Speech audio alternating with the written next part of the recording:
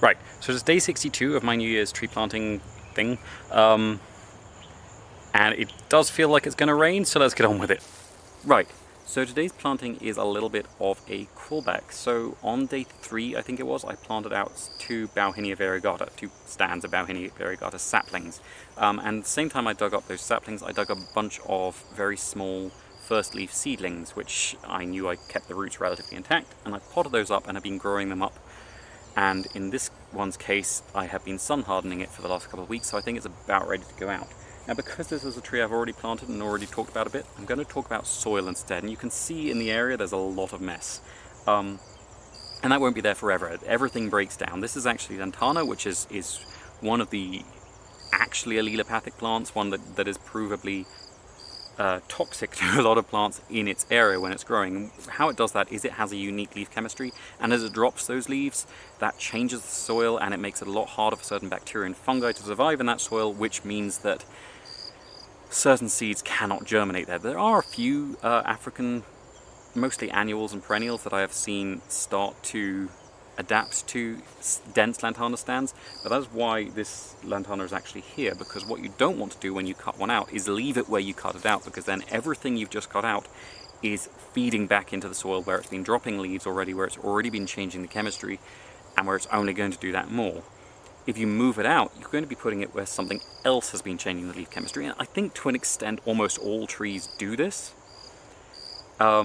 Not necessarily to their advantage. All trees, their leaves have distinct chemicals in them, and that means that they each create a distinct soil. And like we talked about with the guava, a good way to make that soil more hospitable is to force more variety into it. And so, for example, here, most of what's already going into the soil is grass, which is mostly just carbon. It's barely acidic. It's not going to change the soil chemistry very much. It's going to add structure, but it's not going to change much in terms of the soil content. There's also mango leaves tend to end up here, and those are very acid, whereas I think, I'm not sure, but I think most of the chemical changes that the lantana puts in the soil are more basic. And now the Bauhinia is going to be a little bit more acid, which suits me because most of the trees I will be planting in this area are going to be forest trees, which tend to like acid soils. But it's also got large leaves which break down more slowly than things like the acacia leaves, which are also in the area, a little bit quicker than things like the Dracaena and the yellow ipe, which a lot of the saplings coming up in this area are.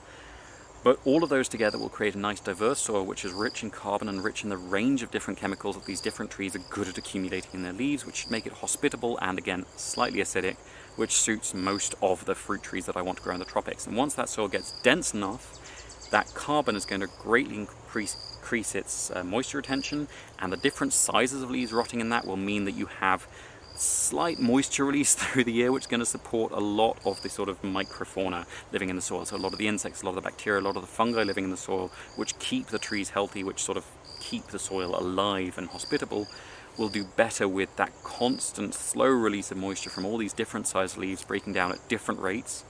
So that increased sort of moisture retention will make it a lot easier to grow things like starfruit out here, because out here you can see it's quite a red soil, which is basically the default basic dirt here. There's very little organic content on that, there's very little carbon, which means there's very little moisture retention. It's sand and it is compacted, so water sits on it and sinks through it, but once the sun hits it, it just dries out or sinks away. And so adding a little bit more to that will make it a little bit better for a wider range of plantings in the future. With the Bauhinia, I'm not putting it in alone, of course. I'm going to be putting in an Aloe due north of it, which is going to stop the sun from hitting it directly as we go through its first dry season. By its second dry season, it should hopefully be taller than the aloe, but by then it won't be bothered so much about that. I'm also putting in some Kalanchoe prolifera, which is one of the Madagascan, formerly Embryophyllum, very prolific Kalanchoes, although, as I've mentioned, it is more pinnate than Kalanchoe pinnata, which is more prolific than Kalanchoe prolifera, but I just find that amusing. And then on the windward side, so slightly to the southeast of the Bauhinia, I'm going to be putting in another fairly tall piece of Dracaena fragrans, which should take quite well, but in this position it's not going to be very much of a windbreak, a slight windbreak, but not very much for the Bauhinia. It's going to be more for things like the lychee, things like the jackfruit, and things like the palms, which are going in the same area. And so just adding a little bit of diversity of height as well as diversity of soil should greatly improve this for some of the more forest-dwelling trees. Right, so that should be everything for today. Thank you very much for watching. I'm going to nip inside now because it is starting to rain.